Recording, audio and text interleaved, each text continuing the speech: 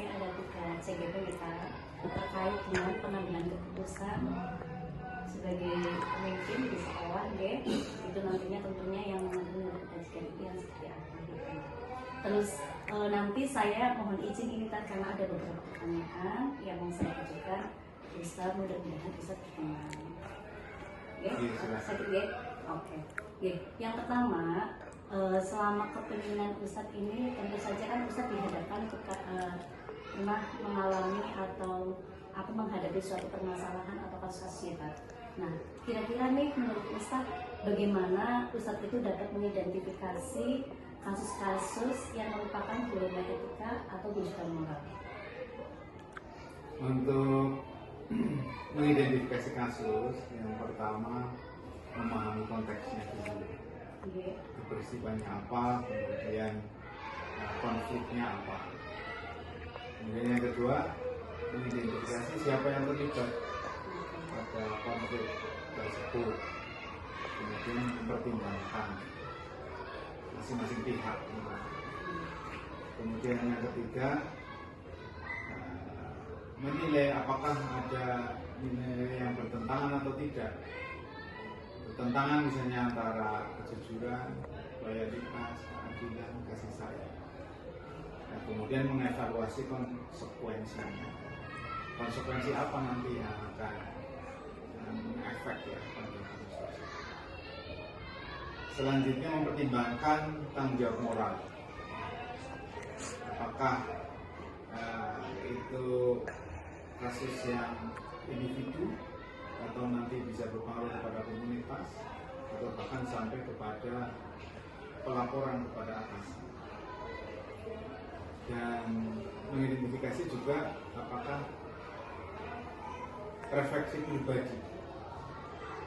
Maksudnya secara pribadi saya juga punya perasaan apakah kasus tersebut juga bikin nyaman apa enggak pada diri saya sendiri. Dan terakhir mengidentifikasi dengan berdiskusi dengan rekan-rekan manajemen sekolah yang lainnya, manajer kelas, diajak diskusi. Itu dalam identifikasi kasus yang kita.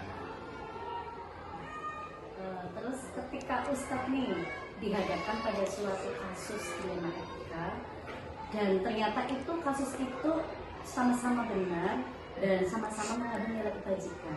Nah, menurut Ustadz nih, kira-kira langkah dan prosedur yang dapat dilakukan itu dalam mengambil sebuah keputusan itu seperti apa? Ya tadi kan sudah diidentifikasi masalahnya. Kemudian kita juga harus mendata, mengumpulkan informasi.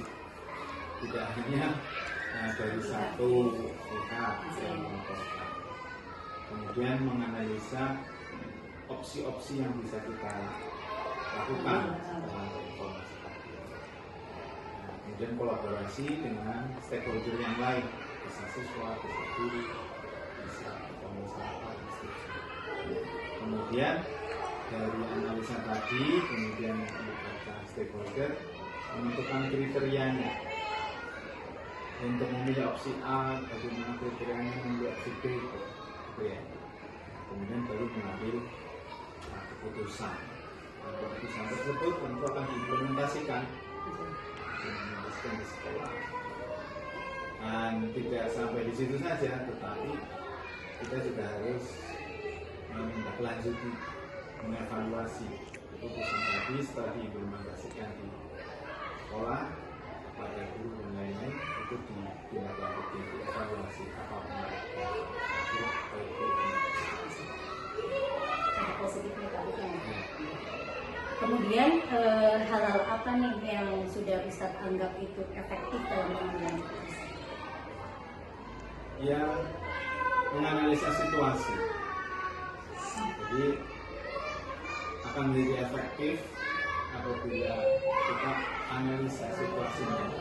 Apakah pada diri etika dan moral itu berpengaruh pada pihak-pihak yang terlibat. Kemudian efektivitas pada keterlibatan pihak yang terkait. Kemudian efektivitas prinsip etika, penerapan etika, maunya pada jangka panjang, bukan hanya jangka pendek saja. Nah, kemudian tentu saja pada transparansi ya, kemudian keputusan itu yang tidak berpihak dan masing-masing tahu data, informasi, kemudian latar belakang pengambilan kebijakan itu harus transparan dan minta umpan balik setelah diputuskan, kemudian diimplementasikan kita juga minta umpan balik, dan kemudian model pengambilan keputusannya kita tentu saja ada perencanaan kerangka kerjanya, kemudian kita analisa sesuai dengan analisis SWOT. Baik, Ustaz. Selanjutnya kira-kira hal apa yang menjadi tantangan Ustaz ketika mengambil sebuah keputusan dalam kasus pidana? Ya, tantangan pertama adalah dilema tadi, dilema etika tadi atau konflik antara kepentingan, bisa pada ranah keadilan atau integritas ataupun tanggung jawab. Jadi kita bisa menentukan mana yang lebih utama. Kemudian tantangan ketidakpastian, karena ketika satu kasus kemudian berkembang, jadi pasti akan berdampak pada ketidakpastian. Dan tantangan yang lain itu biasanya tekanan dari eksternal, ada kepentingan pada pihak tertentu, ini tentu saja akan memberikan pengaruh mental pada kemudian emosi dan bias pribadi kami sendiri sebagai manusia tentu saja punya emosi, itu jadi tantangan yang harus dihadapi. Nah, kemudian tantangan berikutnya itu pada keterbatasan informasi. Jadi boleh jadi saksi gitu ya, sulit untuk diambil informasinya. Nah, itu akan menghambat informasi. Kemudian tantangan ya, secara etis itu nanti berpengaruh pada jangka panjang atau jangka pendek. Tantangan berikutnya kekhawatiran pada reputasi. Otomatis sebagai manusia kami sendiri juga akan mempertimbangkan reputasi pribadi kami sendiri. Itu beberapa tantangan dalam menghadapi keputusan. Terus kemudian adakah schedule tersendiri atau jadwal gitu katakanlah Ustaz ketika menyelesaikan masalah, apakah langsung secara langsung di tempat gitu atau memang ada waktu khusus untuk pengambilan keputusannya? Ya, dalam tata kelola kasus itu tentu saja tidak bisa serta-merta sesaat, itu butuh langkah-langkah yang membutuhkan waktu juga. Ya, seperti tadi saya sampaikan, pertama mengidentifikasi masalahnya, kemudian informasi, mencari informasi itu kan butuh waktu. Kalau mengidentifikasi masalah sih mungkin bisa sesaat ya, tapi mengumpulkan informasi dari berbagai pihak itu. Kemudian dari informasi tadi dianalisis, muncul opsi-opsi apa. Nah, opsi-opsi tadi juga harus didiskusikan dengan pihak-pihak yang terkait, sehingga saya juga harus konsultasi, harus diskusi, koordinasi dengan pihak-pihak. Nah, kemudian juga menerapkan prinsip etika baru mengambil keputusan. Dan setelah keputusan itu diambil, tentu saja ada evaluasi atau tindak lanjut pertanyaan balik dari pihak-pihak yang terlibat. Kemudian adakah faktor-faktor atau seseorang yang mempermudah atau membantu Ustaz sehingga mempermudah dalam pengambilan sebuah keputusan? Ya, faktor yang selama ini mempermudah atau membantu dalam mengambil keputusan adalah sikap keterbukaan dari yang berkonflik, dan tentu saja juga transparansi dari masing-masing pihak dalam menyampaikan informasi yang mereka sampaikan. Kemudian faktor etika. Etika itu kan di masyarakat juga nilainya tidak pasti atau relatif, sehingga harus dijelaskan dulu. Kemudian Kemudian tim tentu saja yang mendukung, dalam hal ini manajemen sekolah, ada wakil, kemudian ada TU. Ini tim yang bisa mendukung kami dalam mengambil keputusan. Dan tentu saja faktor pengalaman sebelumnya. Barangkali kasus di sekolah itu kan berulang, sehingga kalau ada pengalaman sebelumnya yang sama, ya tentu saja kita bisa lebih cepat menangani. Kalau ada hal-hal atau kasus-kasus yang konflik yang mungkin lebih berat, ya kita bisa konsultasi dengan ahli, dengan atasan kami sendiri. Itu akan sangat membantu dalam kemudian faktor analisis dampaknya, dan kita prediksikan ini dampaknya akan luas atau tidak, ini menjadi penting. Kemudian refleksi pribadi kami tentu saja dikurangi, bisa ditanya istaftir qalbak, jadi mintalah fatwa kepada hatimu sendiri, karena dia tidak akan. Kemudian tentu saja keterlibatan stakeholder yang ada di sekolah, baik guru, siswa, maupun komite, ini bisa kita libatkan dan memperingatkan dalam membantu pengambilan keputusan. Ini yang terakhir ya Pak. Tadi kan Ustaz sudah menyampaikan ya, semuanya sudah disampaikan. Kira-kira menurut Ustaz ini pembelajaran yang dapat Ustaz ambil ketika Ustaz bisa mengambil sebuah keputusan dengan tepat itu, yang mungkin siapa tahu nanti saya kelak bisa jadi pemimpin ya seperti Ustaz, terus saya bisa menggali informasi dan menggali apa istilah pembelajaran dari Ustaz begitu. Kira-kira apa? Kasus atau konflik-konflik yang terjadi di sekolah atau di lingkungan pendidikan itu memang akan terus ada dari dulu sampai sekarang, bahkan ini akan ada, dan itu akan berimbas kepada kami sendiri, tetapi juga kami harus mengambil hikmah, pembelajaran dari kasus-kasus yang terjadi. Di antaranya itu kami sendiri jadi bisa merefleksikan diri kami sendiri. Misalnya itu mungkin bisa jadi bahan untuk memperbaiki diri kami sendiri. Nah, kemudian juga kami jadi ada ketersediaan penerimaan untuk bisa mendengar, mau mendengar dari semua pihak. Kemudian belajar juga menganalisis konsekuensi apa yang jadi itu kita. Kemudian juga munculnya banyak nilai-nilai pribadi, jadi banyak klien perkara, orang tua, guru, siswa, masyarakat sejawat, sehingga kita bisa mengambil pelajaran dari mereka. Kemudian pembelajaran yang lain adalah dalam mengambil keputusan secara transparan, keputusan yang tidak berpihak, tegas, jelas, tapi adil. Kemudian juga bisa belajar dari mengambil keputusan yang salah. Jadi dari pengalaman yang lalu ada keputusan yang diambil yang kurang tepat, sehingga bisa pelajaran yang bersama. Dan itu juga akan menambah wawasan etika kita dalam menjalankan pekerjaan di masa mendatang.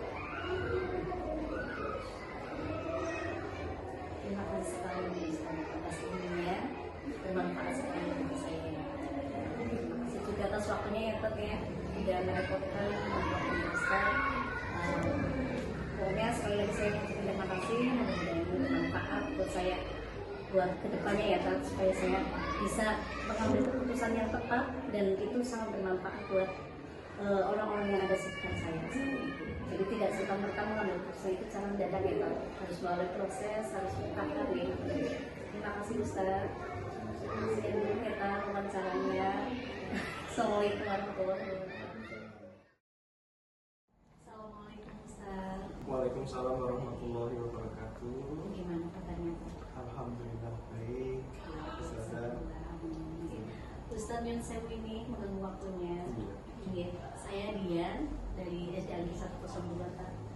Kebetulan saya ada tugas CGP di angkatan 10 terkait dengan pengambilan keputusan sebagai pemimpin, dan yang mana keputusan itu diambil dengan mengandung nilai kebajikan seperti itu. Oke. Jadi nanti ada beberapa pertanyaan nih Tat, yang mau saya ajukan ke Ustaz. Kira-kira boleh apa tidak? Oh boleh. Bisa bilang ya? Siap-siap bersedia. Alhamdulillah. Jadi gini Tan, dalam pengambilan keputusan nih, Ustadz sebagai seorang pemimpin di sini nih, otomatis kan Ustadz sering dihadapkan pada suatu permasalahan atau kasus-kasus nih. Nah, menurut Ustadz nih, bagaimana Ustadz itu dapat mengidentifikasi kasus-kasus tersebut yang termasuk dilema etika atau rujukan moral?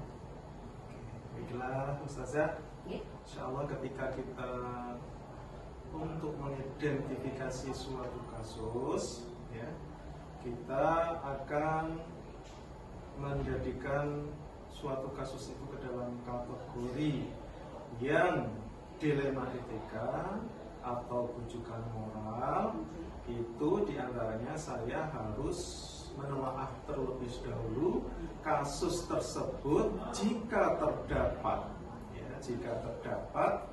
dua pilihan benar dan benar, maka keputusan yang sama-sama benar itu kita masukkan ke dalam dilema etika. Namun jika antara benar dan salah, maka kita akan menggunakan rujukan.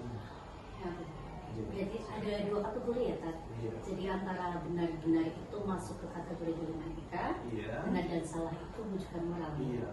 Oke, baik Ustaz. Jika Ustaz dihadapkan pada permasalahan, tapi permasalahan itu kasusnya itu sama-sama mengandung nilai kebenaran dan juga sama-sama itu mengandung nilai kebenaran dan juga sama-sama mengandung nilai kebajikan. Gitu. Nah, kira-kira nih langkah dan prosedur yang akan Ustaz lakukan dalam mengambil keputusan itu, kalau boleh diaplikasikan seperti apa nih? Ya, baik. Bila suatu kasus ya yang saya alami, kemudian memiliki dua pilihan, yaitu antara benar dan benar tentunya ya, maka sebelum mengambil sebuah keputusan, saya akan mempertimbangkan kepentingan orang banyak, satu. Kemudian yang kedua, memprioritaskan kebutuhan murid, juga memikirkan dampak dari keputusan yang saya ambil, baik jangka pendek maupun terhadap jangka panjang. Kemudian juga kita memikirkan hasil akhir, ya. Hasil akhir yang didapat dari sebuah keputusan tersebut, ya. Selain itu juga saya mengajak guru, warga sekolah tentunya untuk senantiasa untuk berembuk, bermusyawarah, untuk memberikan masukan sebagai solusi yang terbaik. Gitu.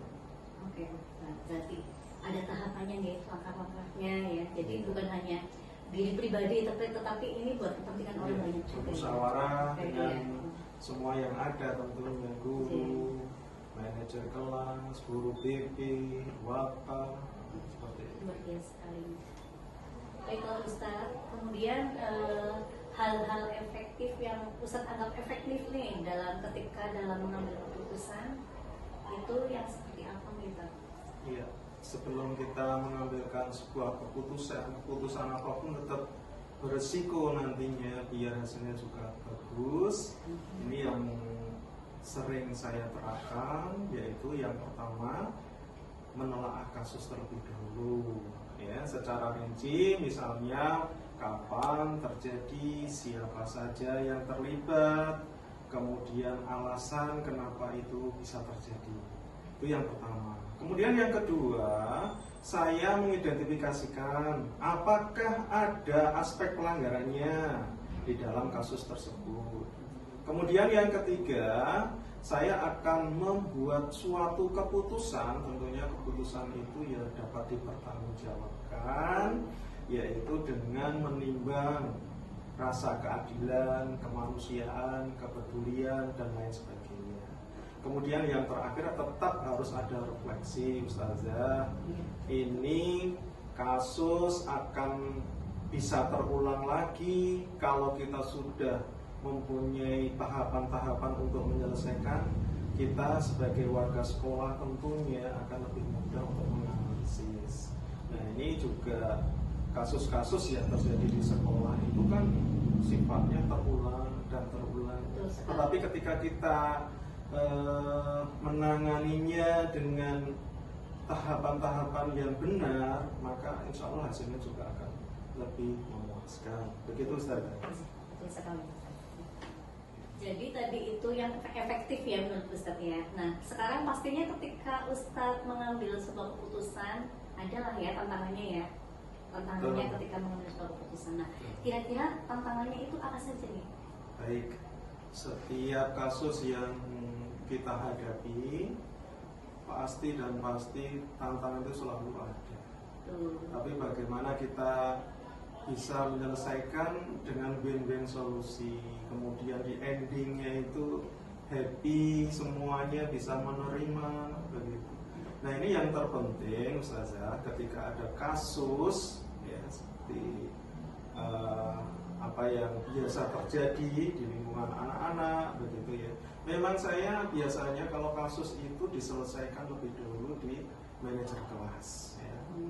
Nanti ketika manajer kelas belum bisa, nah ini nanti bisa dengan wakil, dengan TP, nah kita kumpulkan bersama. Nah untuk berbagai tantangan jelas ada. Seandainya di sebuah sekolah khususnya di sini kalau sudah membuat sebuah keputusan, itu biasanya ada salah satu pihak yang ya salah, pasti terjadi tidak puas. Harusnya misalnya kita memberikan sebuah poin yang menjadikan peringatan bagi anak atau siswa, itu orang tua kadang ada yang tidak puas dan lain sebagainya. Nah ketika untuk ending ya, kita sebelum pengambilan keputusan kita masih bermusyawarah. Artinya apa? Kita kolaborasi dengan orang tua, kemudian dengan kesiswaan, guru BP.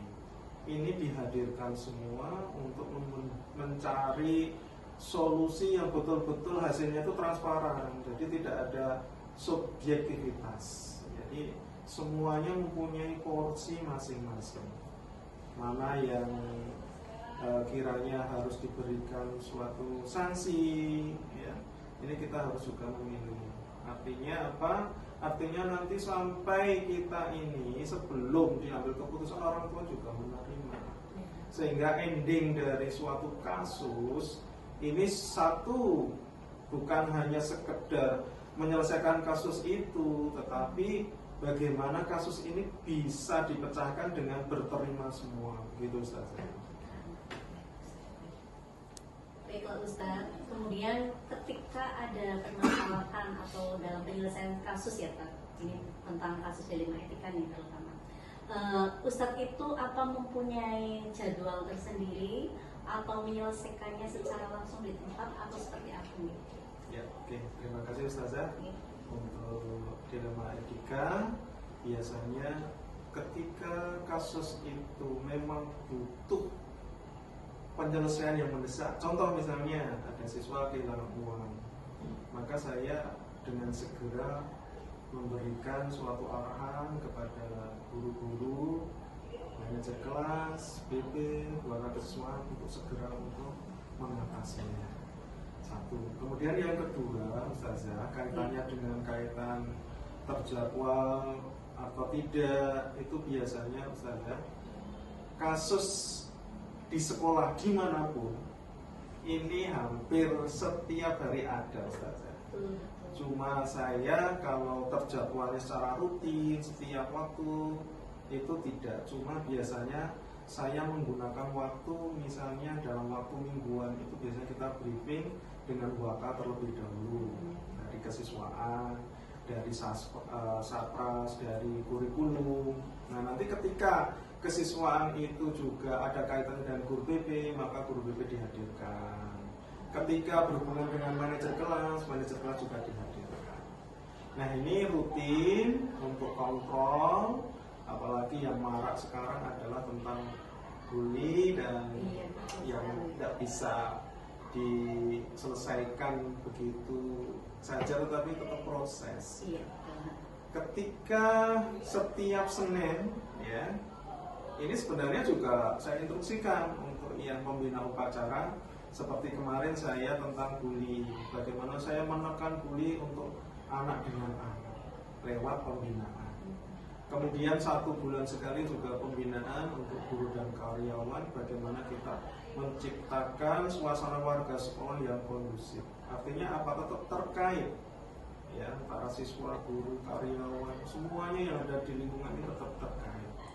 Ya, jadi kalau terjadwal secara secara rutin begitu, memang kalau dimasukkan itu tetap ada. Ya, 1 minggu briefing dengan wakal, kemudian juga briefing dengan manajer dan BK, juga 1 bulan sekali ini semuanya kita kumpulkan untuk pembinaan.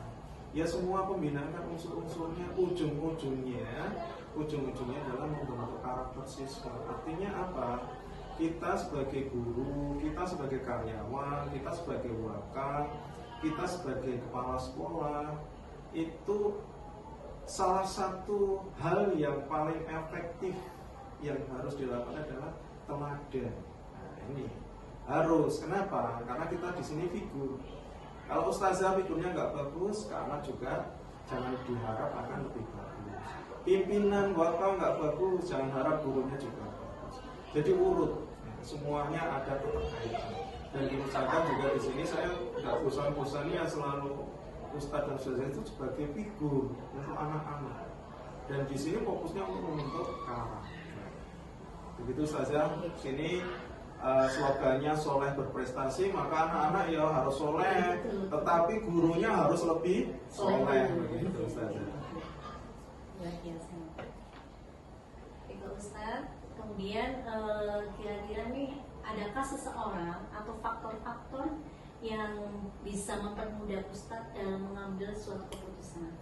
Baik, Ustazah, ketika kita mengambil suatu keputusan, tetap ya namanya juga orang manusia, sehebat pimpinan siapapun pasti membutuhkan berbagai faktor pendukung untuk mengambil keputusan.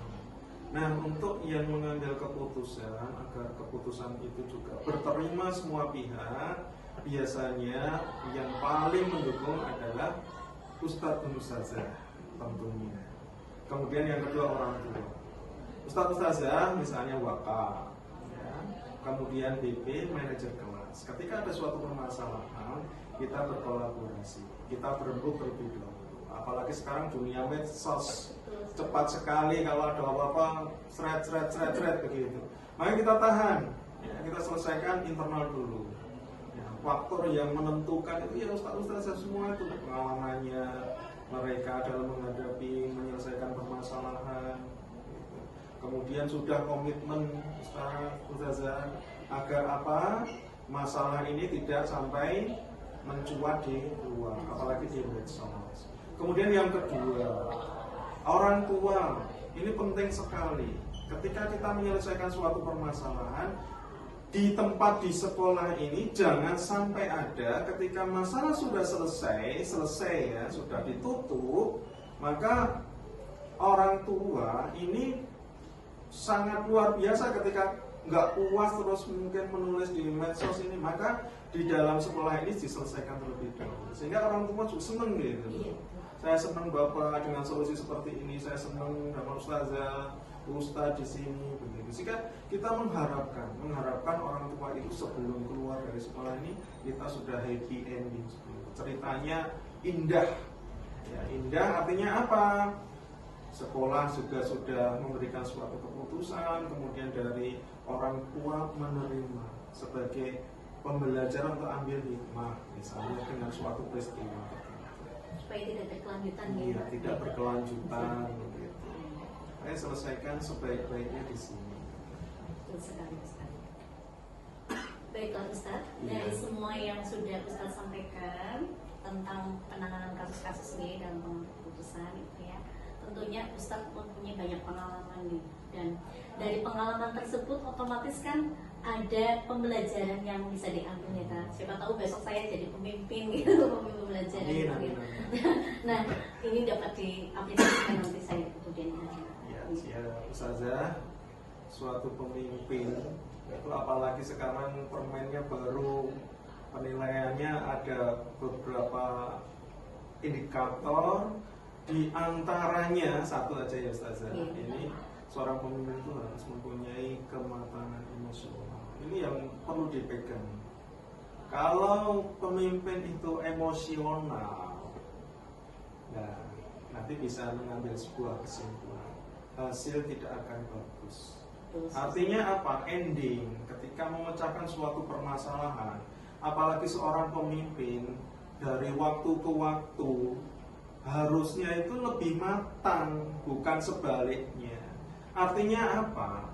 Ketika menjadi seorang pemimpin, ada masalah sehingga kita sudah terbiasa menyelesaikan. Ini pembelajaran yang saya ambil.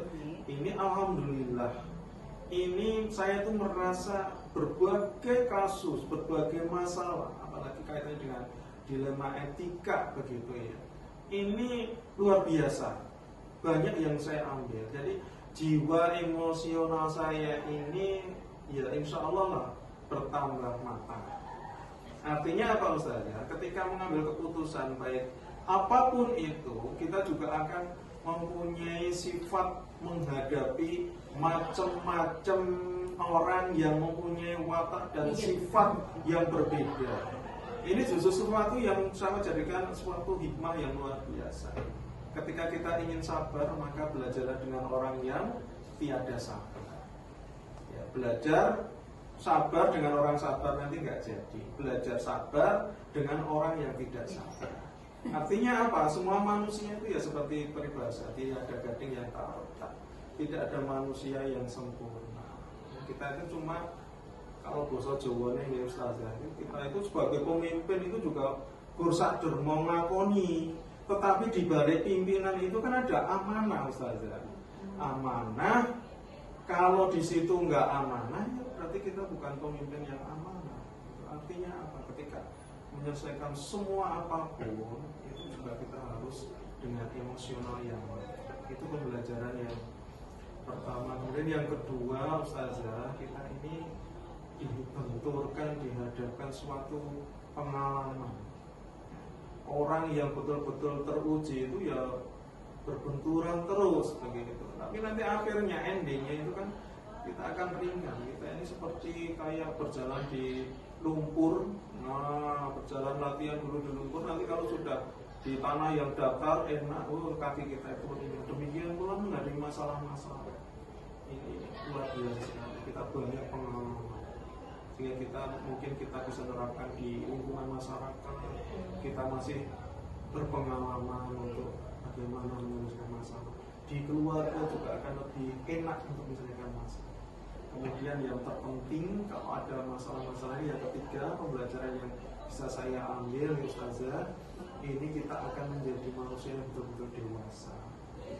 Walaupun tidak sempurna begitu, menjadi manusia yang dewasa ketika memutuskan suatu permasalahan. Oke, demikian Ustazah yang saya sampaikan. Terima kasih sekali nih Ustaz. Alhamdulillah selesai juga wawancara kita hari ini. Saya sangat terima kasih nih Tan, banyak sekali ternyata pengalaman Ustaz ya tentang kepemimpinan. Mudah-mudahan setelah saya juga bisa menerapkan, entah itu di lingkungan tempat saya mengajar atau di luar lingkungan sekolah ya Tan. Yang penting menjadi pemimpin itu yang amanah ya, terus bermanfaat buat banyak orang.